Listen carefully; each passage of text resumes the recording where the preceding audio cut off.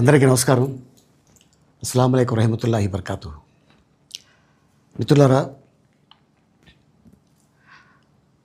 1999లో నేను రాజకీయాల్లో అడుగుపెట్టాను. మా పెద్దాయన డాక్టర్ డి రామానాయుడు గారి కోసం.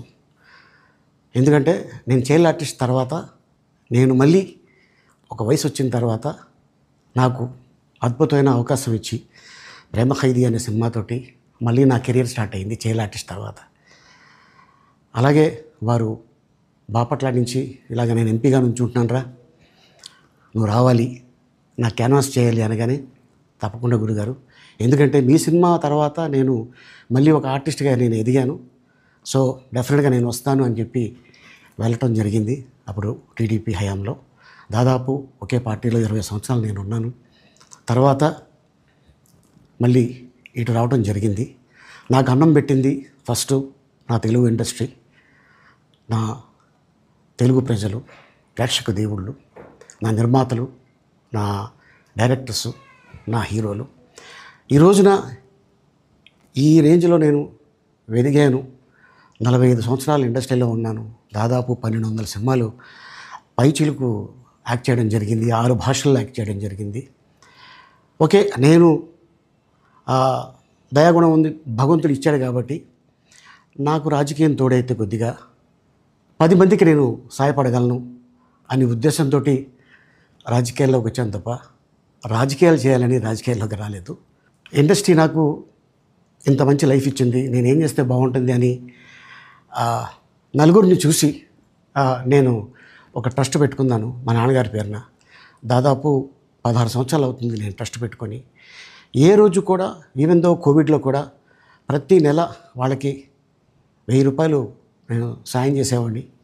కోవిడ్లో కూడా ఆపకుండా అలా కంటిన్యూగా సాయం చేస్తూనే ఉన్నాను. చాలామందిని నా కుటుంబంలో అవ్వచ్చు, బయట వాళ్ళు అవ్వచ్చు, చుట్టాల్లో అవ్వచ్చు, చాలామందికి చదివించాను నేను. అండ్ అలాగే మా తల్లిదండ్రులు నాకు ఇచ్చిన ఒక గుణం అది అందరితో పంచుకోవాలని చెప్పి ఉద్దేశంతో నేను ట్రస్ట్ కూడా పెట్టుకున్నాను. నా ఇన్కంలో దాదాపు 20% నేను ట్రస్ట్కి ఇవ్వటం జరుగుతుంది.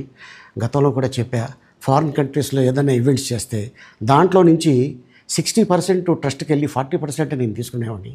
సో ఇట్లాగా చాలా సేవలు చేసి ఉన్నాను కాబట్టి ఈ మాట కూడా నేను మీకు చెప్పుకుంటున్నాను. అండ్ అలాగే నేను వ్యక్తిగతంగా ఎవరి మీద ఏ పార్టీలో ఉన్నా కూడా నేను నా పార్టీ గురించి నేను పొగుడుతాను, అక్కడ ఉన్న వ్యక్తి ఎమ్మెల్యే క్యాండిడేట్ గురించి నేను పొగుడుతాను, నా నాయకుడిని నేను పొగుడుతాను తప్ప ఎప్పుడు ఎవరిని కూడా ఒక మాట అంటాం కానీ వాళ్ళ లైఫ్ గురించి కానీ వాళ్ళ పర్సనల్ లైఫ్ గురించి కానీ ఎప్పుడు కూడా ఏ వేదిక మీద కూడా మీరు వెతికినా కూడా దొరకదు.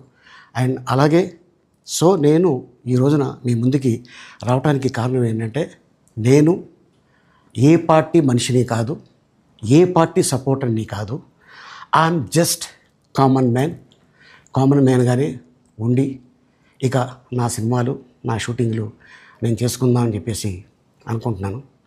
That's it. ఈ మాట చెప్పడానికే నేను మీ ముందుకు వచ్చాను. సో నేను ప్రతి 5 సంవత్సరాలకు ఒకసారి ఎలక్షన్లో మీరు వెళ్ళి ఎలా ఓటేస్తారో నేను కూడా ఒక కామన్ మ్యాన్గా వెళ్ళి ఓటేసి వస్తాను. సో రాజకీయాలకి స్వస్తి, గుడ్ బై, థ్యాంక్ యూ.